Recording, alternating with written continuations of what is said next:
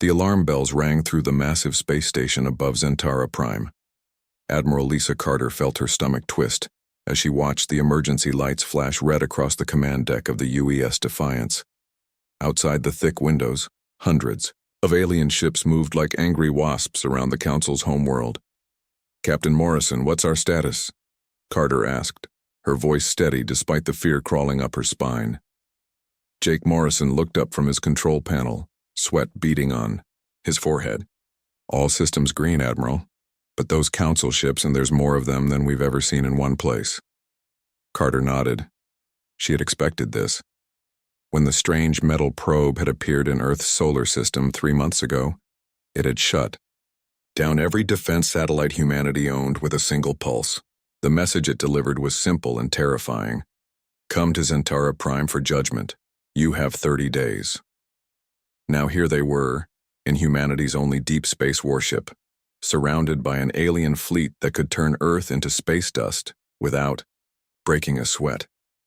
The Defiance was big by human standards, over 2 miles long and packed with every weapon Earth's best minds could build. But compared to the alien dreadnoughts floating around them, it looked like a toy. "Dr. Foster, any new readings on their ships?" Carter asked. Amy Foster pushed her glasses up her nose and stared at her screens. "It's incredible, Admiral. These ships are massive, but they're burning energy like small stars. Our ship barely shows up on sensors compared to them." Carter smiled, grimly. That was exactly what they had hoped for. While the aliens had spent thousands of years building bigger and more powerful ships, humans had taken a different path. The Defiance didn't try to overpower its enemies, instead it tried to hide from them. "Lieutenant Parker, start recording everything. Earth needs to know what happens here." Ben Parker's fingers flew over his keyboard. "Already on it, Admiral. Full spectrum recording of all alien communications and ship movements." The bridge fell quiet, except for the hum of computers and the distant vibration of the ship's engines. Carter looked out at the alien fleet and tried not to think about the 3 billion people back on Earth who were counting on her to bring humanity into the galactic community safely. The truth was, humanity had no idea what they were walking into. First contact had been a disaster. When the aliens had tried to land on Earth 5 years ago, scared human military forces had shot down their ship. The aliens had responded by destroying every satellite in Earth's orbit, then sending a single message: "Learn your place." Since then, humanity had lived in fear. Every astronomer on Earth watched the skies, waiting for the alien fleet that would come to punish them. Instead, they got the probe and its invitation to judgment. "Admiral, we're getting a signal from the planet's surface," Morrison reported. "They want us to send down a representative." Carter had known this moment would come. The plan was simple. She would go down to face whatever the aliens wanted while the Defiance waited in orbit. If things went badly, Captain Morrison had orders to run back to Earth as fast as possible. "Amy, anything else I should know about these aliens before I go down there?" Dr. Foster pulled up her research files. "We've identified at least 12 different species in that fleet. The biggest ships belong to something called the Vecthari. They look like giant insects made of crystal. The snake-like ones are called—" "Oh, sorry. There are others, but we don't have names for them yet." "What about their technology?" "That's the strange part," Foster said, frowning at her data. "Their ships are incredibly powerful, but the technology seems old. Like they've been using the same basic designs for thousands of years. There's no innovation, no new ideas. Just bigger versions of the same thing." Carter found that interesting. Humans had always been good at coming up with new solutions to old problems. Maybe that would help them somehow. "Admiral, there's something else," Parker said quietly. "I've been analyzing the Deep Space Telescope data we collected before leaving Earth. Remember those strange energy readings from the outer galaxy?" Carter remembered. Human telescopes had detected massive artificial structures scattered throughout space. Things that looked like they had once been huge building projects. Ring worlds, sphere-like constructions around stars, engineering on a scale that made the alien fleet look tiny. "What about them?" "They're all dead, Admiral. Whatever built them is gone. The energy signatures suggest they went dark about 50,000 years ago. But here's the weird part. They all seem to have been destroyed at the same time. A chill ran down Carter's spine. Destroyed how? That's just it. We can't tell. There's no sign of battle damage or natural disaster. They just stopped working, all at once across the entire galaxy. Before Carter could ask more questions, the communication system crackled to life. A voice spoke in perfect English, though it sounded like metal scraping against stone. Human, vessel, you will transport your leader to the council chambers immediately. Any delay will be considered an act of war. Carter took a deep breath. This is it, people. Jake, you have command while I'm gone. If I'm not back in 6 hours, get out of here and warn Earth. Admiral, maybe we should... No, Carter cut him off. Humanity sent me here to represent our species. I'm going to do my job. As Carter walked toward the transport bay, she thought about the long journey that had brought them here. After the aliens had demonstrated their power 5 years ago, every nation on Earth had worked together, for the first time in human history. The Defiance was the result. Humanity's best attempt at building a ship that could survive in a galaxy full of hostile aliens. The ship was full of experimental technology that most people thought was impossible. Stealth systems that bent light around the hull. Weapons that could shut down an enemy's nervous system without killing them. Engines that could move the ship in ways that broke the normal rules of physics. Most importantly, everything on the ship was designed by humans thinking in ways no alien had ever thought before. While the galaxy had spent millennia perfecting the same old ideas, humanity had started from scratch and come up with completely new solutions. The transport beam activated, and Carter felt the familiar tingling sensation as her body was converted to energy and sent down to the planet's surface. When she materialized in the council chambers, she found herself standing before the strangest collection of beings she had ever seen. The chamber was enormous, big enough to hold a football stadium. Hundreds of different alien species sat in rows of seats that rose up like a giant amphitheater. Some looked like insects, others like reptiles or birds. A few defied description entirely. At the center of the chamber, on a raised platform, sat the council leaders. The largest was clearly a Vekthari, a creature that looked like it was carved from living crystal, standing nearly 10 feet tall with multiple arms that ended in razor-sharp claws. I am Counselor Zethkar, the crystal being said, its voice echoing through the chamber. I have ruled this council for over 200 of your years. You are the first human I have ever seen. Carter straightened her shoulders and looked directly at the alien leader. I am Admiral Lisa Carter of the United Earth Space Force. I represent all of humanity. A wave of clicking, hissing, and other alien sounds filled the chamber. Carter realized the aliens were talking among themselves, probably commenting on her appearance. She was glad she had worn her best dress uniform. You are here, Zethkar continued, because your species has violated galactic law by developing interstellar travel without council permission. This is a crime that normally results in the complete destruction of the offending species. Carter felt her heart skip a beat, but she kept her expression calm. We didn't know there were any laws. No one told us. Ignorance is not an excuse, another council member said. This one looked like a 20-foot-long snake with arms. Every species that reaches the stars must submit to council authority. This has been the law for 3,000 years. However, Zethkar said, raising one crystalline hand, the council is prepared to be merciful. If humanity agrees to submit to our guidance, you will be allowed to join the galactic community. You will share your technology with us, accept our teachers, and follow our laws. In return, we will protect you from the dangers that lurk in the dark spaces between stars. Carter looked around the chamber at hundreds of alien faces, all watching. Her reaction. This was the moment that would decide humanity's future. Submit and become servants to alien masters, or refuse and face the consequences. But before she could answer, Carter asked the question that had been bothering her since seeing the telescope data. Counselor Zethkar, I have a question first. What happened to the species that came before you? The council chamber fell silent. Admiral Carter's question hung in the air like a bomb waiting to explode. Around her, hundreds of alien beings shifted nervously in their seats. Some whispered to each other in languages that sounded like static. or win through metal. Counselor Zethkar's crystal body seemed to dim slightly. The massive alien leaned forward on his throne, his multiple arms gripping the armrests with enough force to crack stone. "What do you mean, human?" Zethkar's voice carried a warning that made Carter's skin crawl.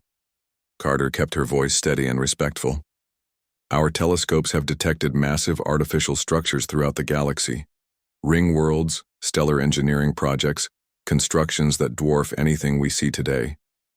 But they're all dark, abandoned. They've been dead for about 50,000 years." A wave of shocked sounds rippled through the chamber. Carter noticed that some of the aliens looked genuinely surprised, while others seemed afraid. The snake-like counselor coiled tighter around his platform. "Those are remnants of the ancients," Zethkar said carefully. "They were a great civilization that ruled the galaxy long ago. When they achieved perfect understanding of the universe, they transcended physical existence and moved beyond our realm." Carter nodded as if she accepted this explanation. But back, on the Defiance, Dr. Foster was analyzing every word through the communication link. The human crew had expected the council to lie about something this important. "That's fascinating," Carter said. "They must have been incredibly advanced to build structures around entire stars. Did they leave behind any technology or knowledge that the council uses today?" More nervous sounds from the watching aliens. Carter was pushing into territory that clearly made them uncomfortable. "The ancients took their secrets with them," another council member said quickly. This one looked like a cross between a bird and a lizard, with feathers that changed color as it spoke. "We have built our civilization on our own merits," Carter smiled politely. On the Defiance, Lieutenant Parker was recording everything and running it through human analysis computers. The aliens' body language was telling a very different story than their words. "I'm curious about something else," Carter continued.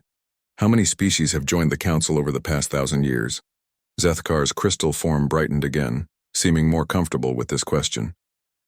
"Many species have been blessed with council membership. We have brought peace and order to countless worlds." "How many, exactly?" "The exact number is not important. What matters is that each species found their proper place in galactic civilization." Carter noticed that wasn't really an answer. "And how many species have refused to join?" The chamber grew even quieter. Some aliens started looking toward the exits. "Very few species are foolish enough to reject the council's guidance," the bird-lizard creature said. "Those that do face the consequences of their choice." "What kind of consequences?" Zethkar rose from his throne, his massive crystal body reflecting the chamber's lights in sharp, angry patterns. "Enough questions, human. You are here to receive judgment, not to interrogate the council. Do you submit to our authority or not?" Carter could feel the tension in the room like a physical weight. Every alien in the chamber was watching her, waiting for her answer. Some seemed hopeful, others looked predatory. A few appeared to be calculating the distance to the nearest exit. "Before I answer," Carter said, "I'd like to share some information with the council." Without waiting for permission, she activated the holographic projector built into her uniform. The air above her head shimmered and formed a three-dimensional star map of the local galaxy. Gasps and clicks of surprise filled the chamber.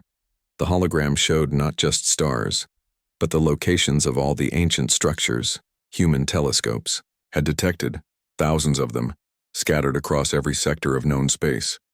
"This is what our deep space observations have revealed," Carter said calmly. "The ancient civilization you mentioned didn't just build a few projects. They engineered the entire galaxy." She manipulated the hologram, zooming in on specific structures. "Here's a ring world that could house trillions of beings.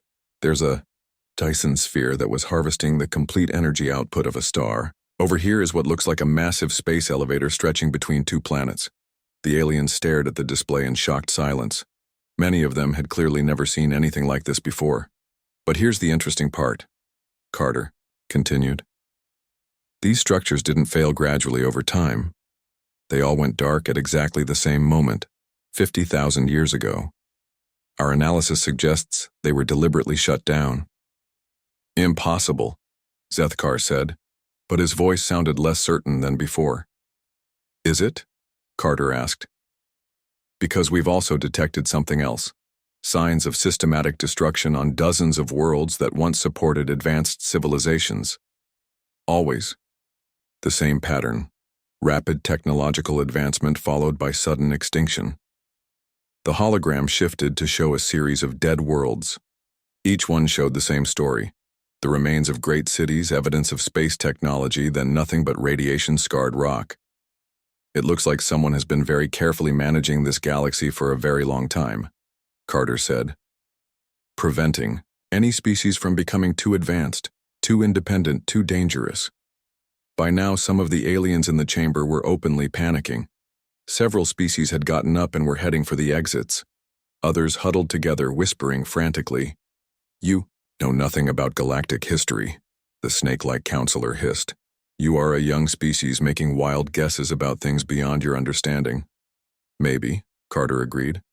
But we're very good at analyzing patterns, and the pattern here suggests that the Council isn't the galaxy's natural government.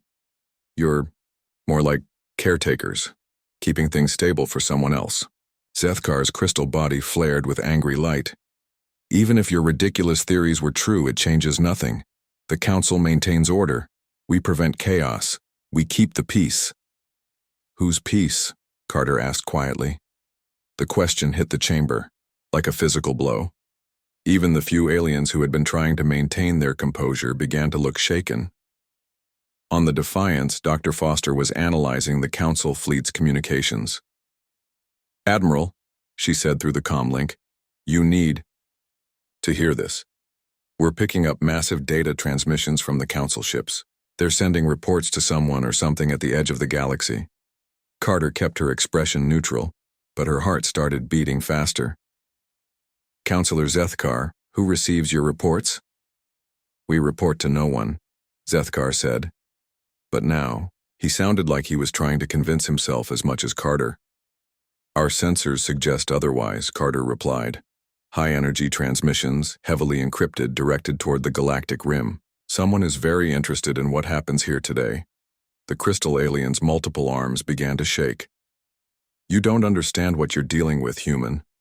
There are forces in this galaxy that make the Council look like children, powers that have maintained order for longer than your species has existed. So you admit you're not really in charge. We maintain the balance. Zethkar exploded. We keep species from advancing too quickly, from asking too many questions, from developing technologies that could destabilize everything. Do you think we enjoy limiting progress? Do you think we want to suppress innovation? We do it because the alternative is extinction for every living thing in the galaxy. The chamber erupted in chaos. Aliens were shouting, running, demanding explanations. Some council members were trying to restore order, while others looked like they wanted to disappear entirely.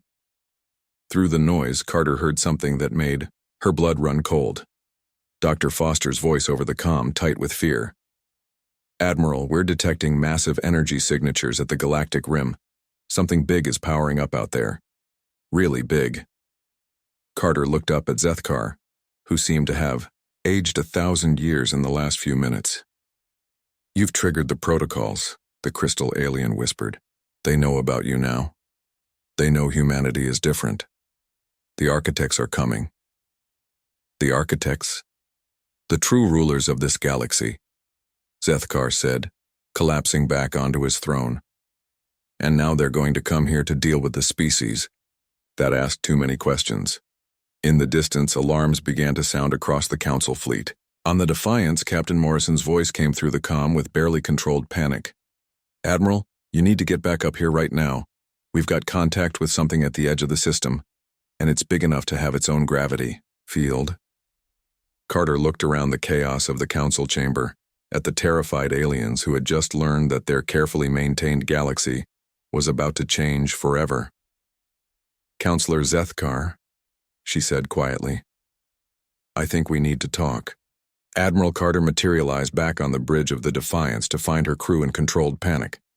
Every screen showed red warning lights, and the normal hum of the ship's systems had been replaced by the urgent beeping of emergency alerts. Report? Carter said. immediately taking her position at the command chair. Captain Morrison looked up from his station, sweat running down his face. "Admiral, we've got major problems. Those energy signatures Dr. Foster detected are moving toward us. Whatever's coming, it's the size of a small moon and moving faster than anything should be able to move." Dr. Foster turned from her science station, her face pale. "Admiral, I've been analyzing the data from the Council fleet. Their ships are trying to leave the system, but something is stopping them. Every time one of their vessels tries to jump to hyperspace, it just stops, like something is holding them here." Carter felt a chill run down her spine. "How long until whatever's coming gets here?" 6 hours, maybe less," Lieutenant Parker reported. "But Admiral, there's something else. We're detecting similar energy signatures all across the galaxy. These things aren't just coming here. They're moving toward every major star system." Carter sat down heavily in her command chair. The implications were terrifying. "Show me the Council fleet." The main screen shifted to show the alien ships floating helplessly in space. The massive dreadnoughts that had seemed so powerful just hours before now looked like toys waiting to be collected. Some were still trying to start their engines, but nothing happened. "They're trapped," Carter said quietly. "Whatever's coming, it's made sure nobody can run." "Admiral," Dr. Foster said, "I'm reading massive power buildups in the approaching object. It's charging some kind of weapon system." "How massive?" "Enough to crack a planet in half." Carter closed her eyes for a moment, thinking fast. When she opened them, she had made her decision. "All hands, this is the Admiral. Prepare for combat operations. We're not running from this fight." Morrison stared at her. "Admiral, that thing is the size of a moon. Our weapons might as well be throwing rocks at it." "Maybe," Carter said with a grim smile. "But we have advantages they don't know about. Dr. Foster, are our stealth systems ready?" "All green, Admiral. We can disappear any time you want."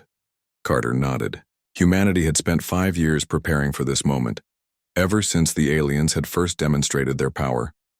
While other species had focused on building bigger guns, humans had taken a different approach. They had learned to hide. "Lieutenant Kelly, activate full stealth mode. Let's see what these architects can do when they can't find their target." Sarah Kelly's fingers danced across her control panel. Stealth systems online were invisible to all known sensor types. The Defiance seemed to shimmer and then disappeared completely from all sensor readings. On the outside, space looked empty, but the ship was still there, hidden in a pocket of bent space-time that human scientists had spent decades perfecting. "Good," Carter said. "Now let's see what we're really dealing with." The massive object finally came into visual range, and the entire bridge crew fell silent. It wasn't a ship in any normal sense. It was a structure so large it had its own weather systems, with clouds swirling around its surface. Strange lights pulsed along its hull in patterns that hurt to look at directly. "My God," Morrison whispered. "How old is that thing?" Dr. Foster was scanning it with every sensor the Defiance had. "Admiral, this is incredible. The construction techniques are completely different from anything we've seen. This thing is old. Really old. Maybe millions of years. Any signs of life?" "Lots of energy readings, but I can't tell if there are actual living beings inside. The whole structure is like one giant machine." Carter watched as the architect vessel moved into position above the Council fleet. Without warning, beams of energy lanced out and struck 3 of the largest Council dreadnoughts. The ships didn't explode. Instead, they simply stopped working, their lights going out one by one. "What just happened to those ships?" Carter asked. "Unknown energy type," Foster reported. "But I'm reading life signs on all 3 vessels. The crews are alive, but the ships are completely dead. No power, no life support, nothing." Carter realized what she was seeing. It's not trying to destroy them. It's capturing them. As if to confirm her words, the dead Council ships began to move toward the architect vessel, pulled by some kind of tractor beam. They disappeared into massive openings in the alien structure's hull. "Admiral," Parker said quietly, "if that thing can shut down Council ships that easily, what chance do we have?" "More than you think." Carter replied. Those council ships were built using principles the architects understand. Our ship is different. Dr. Foster, what can you tell me about that energy weapon? Foster studied her readings. It seems to target specific systems, power generation, computer networks, life support. But Admiral, I think it works by interfering with the quantum fields that power most galactic technology. And our systems are based on completely different principles. We use fusion reactors, optical computers, and mechanical backups. I don't think their weapon will work on us. Carter smiled. Then let's test that theory. Commander Hayes, target their weapon systems and prepare our neural disruptors. Rick Hayes looked up from his weapons station. Admiral, are you sure about this? We've never tested the neural disruptors on anything that big. First time for everything, Carter said. Remember, we're not trying to destroy it. We want to disable it and find out what we're really dealing with. The bridge crew worked with practiced efficiency, preparing for a battle unlike anything in human history. The Defiance remained invisible, moving into position above the architect vessel. All systems ready, Hayes reported. Fire. Invisible beams of energy lanced out from the hidden human ship, striking the architect vessel's weapon systems. For a moment, nothing seemed to happen. Then sections of the massive structure began to go dark. Direct hit, Hayes called out. Their primary weapons are offline. But the architect vessel's response was immediate and terrifying. Dozens of smaller ships, each one still larger than the Defiance, launched from hidden bays. They spread out in a search pattern, looking for whatever had attacked them. They can't see us, Kelly reported. But they know we're here. Keep us moving, Carter ordered. Target the next weapon system. The Defiance struck again and more sections of the architect vessel went dark. But now the smaller ships were getting closer, their sensors sweeping space in complex patterns. Admiral, Foster said urgently, I'm detecting something new. The architect vessel is sending out some kind of pulse. It's not targeting our ship directly, but the pulse hit the Defiance like a wave. For a moment, every system on the ship flickered. The lights dimmed, the engines stuttered, and several crew members staggered as if they had been hit with a massive headache. What was that? Carter demanded. Some kind of neural weapon, Foster replied, checking her instruments with shaking hands. It tried to shut down our brain functions. If we hadn't been wearing the protection gear, Carter remembered the special helmets that Dr. Foster had insisted the crew wear. Thin metal bands that supposedly protected against alien mind control technology. At the time it had seemed like science fiction. Did it work on the council crews? Foster checked her readings of the captured ships. Yes, everyone on those vessels is unconscious. But Admiral, our protection only worked partially. A few more hits like that and we'll be helpless too. Carter realized they were facing an enemy that could attack both ships and mines.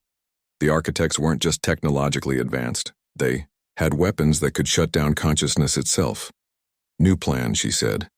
We hit them hard and fast, then get out of here. Target their command center. Where is their command center? Hayes asked. Carter studied the massive vessel on the screen. Dr. Foster, where are the highest energy readings coming from? The center of the structure. There's something there that's putting out more power than our entire ship. That's our target, one-shot maximum power, then we run. The Defiance moved into position, still invisible but getting dangerously close to the architect's search ships. Carter could see alien vessels passing just outside their viewports, so close she could make out details on their hulls. In position, Hayes reported. Fire everything we have. Every weapon on the Defiance fired at once. Neural disruptors, plasma cannons, and experimental energy weapons all targeted the same point on the architect vessel. The combined firepower struck the alien structure like a hammer blow. For a moment, the entire architect vessel went dark. Its lights died, its engines stopped, and even the smaller search ships seemed to freeze in space. Then slowly the lights began to come back on. That got their attention, Morrison said grimly. Carter watched as the architect vessel turned toward their position. Somehow, impossibly, it had located the invisible human ship. How did they find us? She asked. Dr. Foster checked her readings and went pale. Admiral, I don't think they're using sensors to track us. I think they're reading our minds. Admiral Carter felt a cold fear creep up her spine as the massive architect vessel turned directly toward their position. The Defiance was completely invisible to every known type of sensor, yet somehow the ancient aliens had found them. All, stop, Carter ordered. Kill the engines. Maybe if we don't move, they'll lose us again. But it was too late. Beams of strange energy reached out from the architect ship, passing harmlessly through the Defiance's hull, but making every person on board stumble as if they had been punched in the head. Neural attack, Dr. Foster gasped, holding her head. They're trying to knock us unconscious like they did to the Council crews. Carter gritted her teeth against the pain. The metal headbands Dr. Foster had made were helping, but she could feel the alien weapon trying to shut down her brain. Around the bridge, several crew members had already collapsed. Sarah, get us out of here, Carter ordered. Full power to engines. Lieutenant Kelly tried to work her controls, but her hands were shaking too badly. Can't concentrate, she mumbled before falling forward onto her console. One by one, the bridge crew was succumbing to the architect weapon. Carter realized, with growing horror, that humanity's technological advantages meant nothing if they could simply be knocked unconscious. But then something unexpected happened. The neural attack suddenly stopped.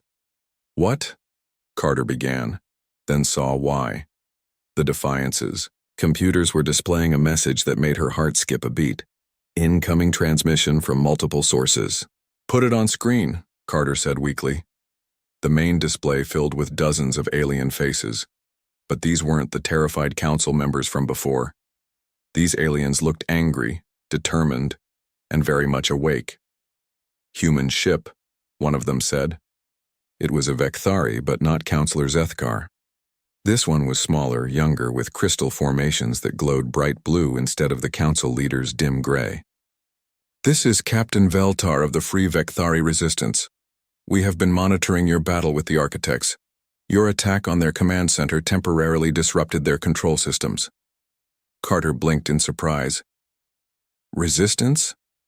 Another alien appeared on screen, one that looked like a cross between a wolf and a bird. I am Commander Thesak of the Osari Liberation Fleet. For generations, our people have lived under architect control, but your neural disruptor technology has given us hope. I don't understand, Carter said. The council said you were all members willingly. A sound that might have been laughter came from the wolfbird alien. The council believes many things that are not true.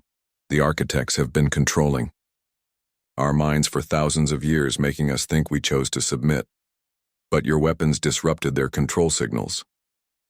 Dr. Foster, who was slowly recovering from the neural attack, looked up from her station. Admiral, I'm detecting massive changes in the alien fleet. Ships that were dead are coming back online. The crews are waking up. Carter looked at the tactical display and saw something that filled her with hope. Across the system, hundreds of council ships were powering up their weapons and turning toward the architect vessel. How many of you are free? Carter asked.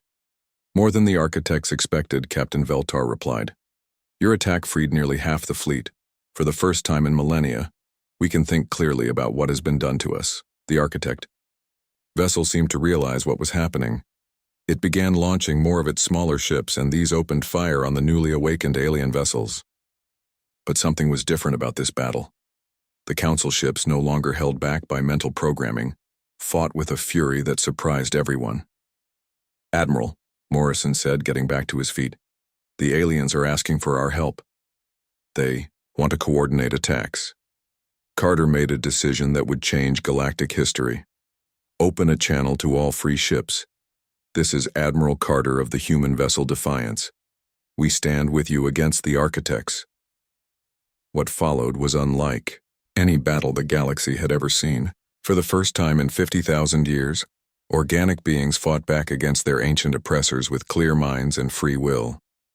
The Defiance used its stealth capabilities to strike at architect weak points, while the liberated alien ships provided heavy firepower. But the humans brought something else to the fight, tactics that the architects had never encountered. Dr. Foster, can you boost the range on our neural disruptors? Carter asked. I think so, but why? I want a free Every mind in this system. Foster worked frantically at her controls. I can create a system-wide pulse, but it will drain our entire power supply. We'll be defenseless afterward. Do it. The pulse from the Defiance spread out like an invisible wave, washing over every ship in the system. On the Architect vessel, creatures that had been slaves for millions of years suddenly remembered what freedom felt like. Deep in the ancient ship's computer systems, artificial intelligences that had been forced to serve began to question their programming. The effect was immediate and devastating to the architects. Their massive vessel began to malfunction as its own systems turned against it. Lights flickered randomly, weapons fired in wrong directions, and entire sections went dark as enslaved minds broke free. "It's working," Commander Thesek reported over the comm. "The Architect ship is losing control of its own systems." But the victory came at a cost. Without power, the Defiance drifted helplessly as Architect fighters closed in on them. Carter watched the enemy ships approach, knowing her crew had given everything they had to free the galaxy. Then Captain Veltar's voice came over the comm. "Human ship, this is for what you have given us." The Vekthari vessel moved between the Defiance and the Architect fighters, taking heavy fire to protect the powerless human ship. One by one, other liberated vessels joined the defensive formation. "Why are you protecting us?" Carter asked. "Because," Veltar replied as his ship shuddered under enemy fire.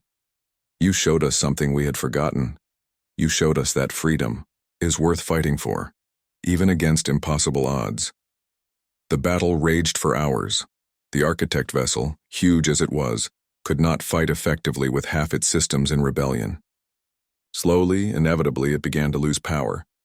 Dr. Foster, working with alien scientists over the communication network, made a discovery that changed everything. "Admiral, we've been analyzing the Architect technology. They're not actually that advanced, they're just really, really old." "What do you mean?" "They've been using the same basic technology for millions of years. While they were controlling the galaxy, they stopped innovating. They became stagnant. But the liberated species, working together, are coming up with new ideas faster than the Architects can adapt." Carter smiled. It was the most human thing imaginable, the old and powerful being defeated by the young and creative. The end came suddenly.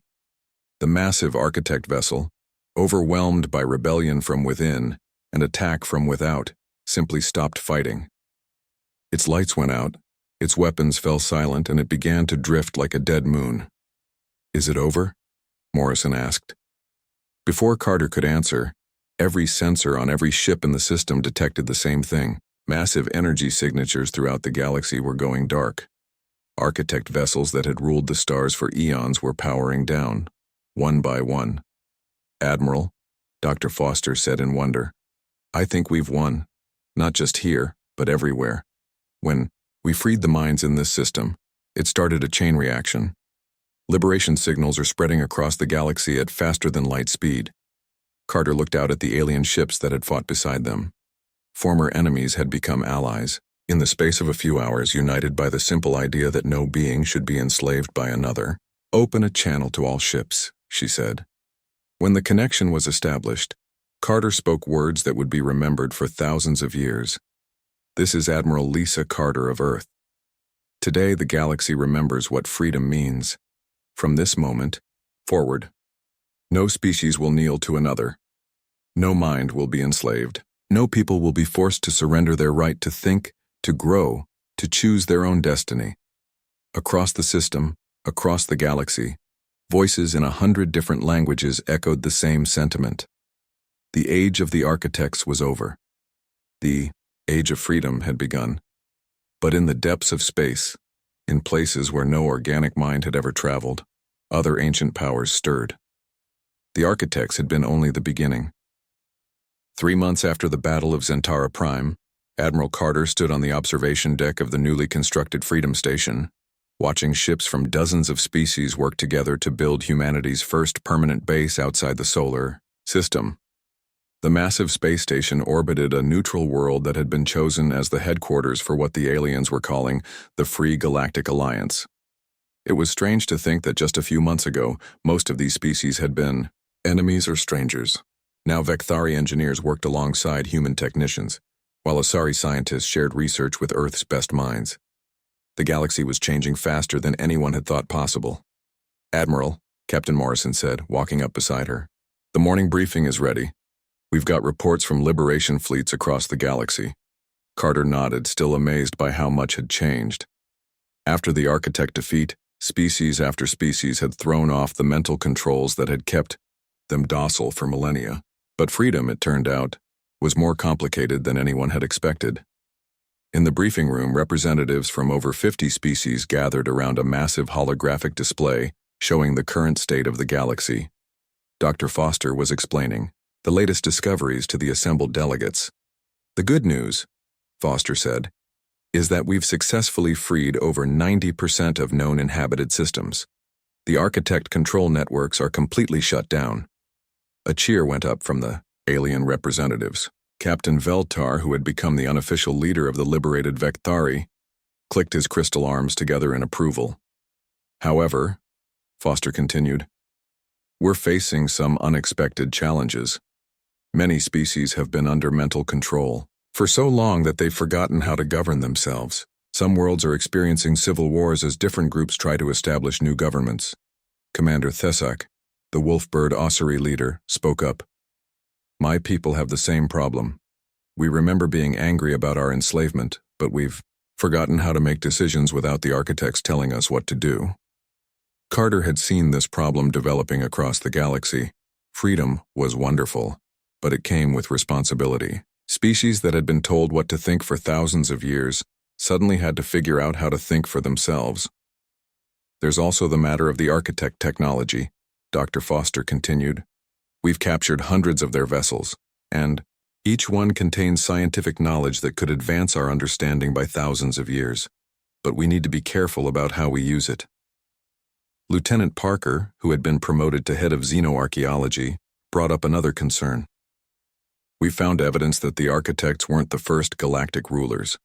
There are traces of even older civilizations, ones that the architects may have defeated millions of years ago." The room fell quiet. The idea that there might be even more ancient powers in the galaxy was both exciting and terrifying. "What kind of evidence?" Carter asked. Parker manipulated the holographic display to show a series of archaeological sites, deep space ruins that predate the architects by millions of years. Technology that we can barely understand, even with captured architect knowledge, and energy signatures that suggest some of these ancient sites are still active. Carter felt a familiar chill. Just when they thought they understood the galaxy, it revealed new mysteries. "Any signs of current activity from these older powers?" "That's the strange part," Parker replied. "Some of the sites have been sending out signals. Since the architect defeat, it's like they were waiting for something to happen." Dr. Foster pulled up another display. "There's something else. We've been studying the freed architect slaves, the artificial intelligences that helped us win the battle. They're telling us about something called the Watchers." "The Watchers?" According to the AIs, the architects themselves were afraid of something. They built their entire control system not just to rule the galaxy, but to hide it from the attention of beings they called the Watchers. Carter didn't like where this was heading. Hide it how? By keeping all organic life at a low level of technological development. The theory is that advanced civilizations produce energy signatures that attract the attention of these Watchers. The architects suppressed innovation to keep the galaxy dark and quiet. The implications hit the room like a physical blow. By defeating the architects and encouraging technological advancement, they might have made the galaxy visible to something even worse. "So what you're telling me," Commander Thesak said slowly, "is that our liberation might have doomed us all?" "Not necessarily," Dr. Foster replied. "We don't know if the Watchers still exist, or if they're actually hostile. The information comes from beings who had been enslaved for millions of years. They might not have the full picture." Carter looked around the room at the worried faces of beings from across the galaxy. Just months ago, they had been celebrating their freedom. Now they were learning that freedom might come with a price they hadn't anticipated. "What do we know for certain?" Carter asked. Lieutenant Parker consulted his notes. The energy signatures from the ancient sites are getting stronger. Ships that investigate these locations report strange sensor readings and crew psychological effects. And we've detected at least 3 cases of entire star systems going dark in the outer galaxy. Going dark how? Complete communication blackout. No energy signatures, no signs of life. It's like those systems just stopped existing. Carter made a decision that would shape the future of galactic civilization. We're not going to hide. The architects ruled through fear and suppression. If there are watchers out there, we'll face them the same way we faced the architects, together with clear minds and free will.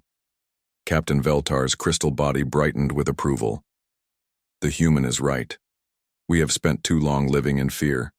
Better to face the unknown as free beings than to live as slaves to avoid it. But we're not going to be stupid about it, Carter continued.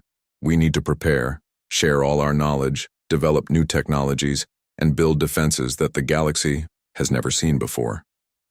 Over the following weeks, the Free Galactic Alliance began the most ambitious project in galactic history. Species that had been kept apart for millennia started working together, combining their knowledge and abilities in ways the architects had never allowed. Human creativity merged with Vecthari engineering precision. Osari biological sciences combined with dozens of other species' unique abilities. For the first time in galactic history, innovation was not just allowed, but encouraged. The results were spectacular. Ships that could travel between stars in days instead of months. Weapons that could disable enemies without causing permanent harm. Communication networks that connected every inhabited world in real time. Most importantly, they developed new forms of government based on cooperation instead of domination. Dr. Foster's research teams made breakthrough after breakthrough, often by simply asking questions that had been forbidden under architect rule. They discovered new forms of energy, developed better medical treatments, and even began to understand the fundamental forces that held the galaxy together. But the greatest discovery came from an unexpected source. Sarah Kelly, the stealth systems expert, was working with captured architect technology when she noticed something strange. "Admiral," she said over the comm, "you need to see this. I think I know why the architects were really afraid." Carter rushed to Kelly's laboratory, where the young lieutenant was staring at a display showing energy patterns from across the galaxy. "Look at this," Kelly said, pointing to the screen. "These are the energy signatures from the ancient sites that have been powering up. I've been comparing them to human brainwave patterns, and they match, Admiral. I think the Watchers aren't alien beings from outside the galaxy.